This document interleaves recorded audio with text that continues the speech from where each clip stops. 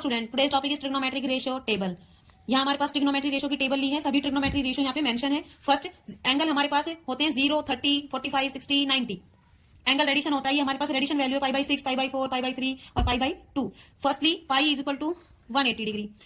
पाई को अगर हम 30 से डिवाइड करेंगे तो π/6 होगा। 180 को 45 से डिवाइड करेंगे तो π/4 बनेगा। 180 को 60 से डिवाइड करेंगे तो π/3 बनेगा। 180 को 90 से डिवाइड करेंगे तो π/2 बनेगा। First ratio is sin 0 degree 0, sin 30 1/2, sin 45 1/√2, sin 60 √3/2, sin 90 1।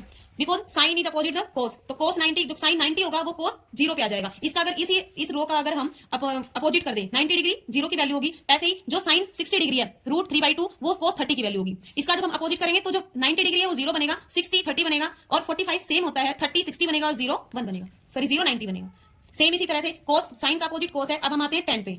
Tan theta होता है sine theta divided by cos theta. तो इस टेबल के अकॉर्डिंग जो साइन के एंगल्स की वैल्यू है और कोस के एंगल्स की वैल्यू है, दोनों को अगर हम एज ए फ्रैक्शन हम उसको रखेंगे तो वैल्यू किसकी आएगी, टेन थीटा की। For example tan 30 is equal to firstly sine 30 की वैल्यू क्या आएगी 1/√2 डिवाइडेड बाई कोस 30। कोस 30 आएगा √3/2, 2 cancel is equal to 1/√3।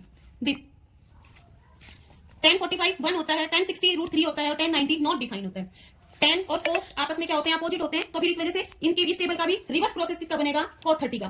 Coat 1090 coat 0 हो जाएगा, 1060 कोट 30 होगा, 1045 कोट 45 सेम होता है, सेम ऐसे कोट 60 होगा sine 30। Next cosecant is equal to cosecant theta 1 sine theta. Sine ratio के एंगल्स को अगर हम 1 के डिवाइड रखेंगे तो किसकी वैल्यू आएगी, कोसिक की। कोसिक 0 होता है not defined, cosec 30 1 only 2, cosec 45 √2, cosec 60 2/√3, cosec 90 1। अब कोसिक सीकेंट आपस में अपोजिट होते हैं, तो जो कोसिक 90 होगा वो सीकेंट 0 होगा। सेम इसी तरह से जो 60 की वैल्यू वो 30 पे आएगी और 45 सेम।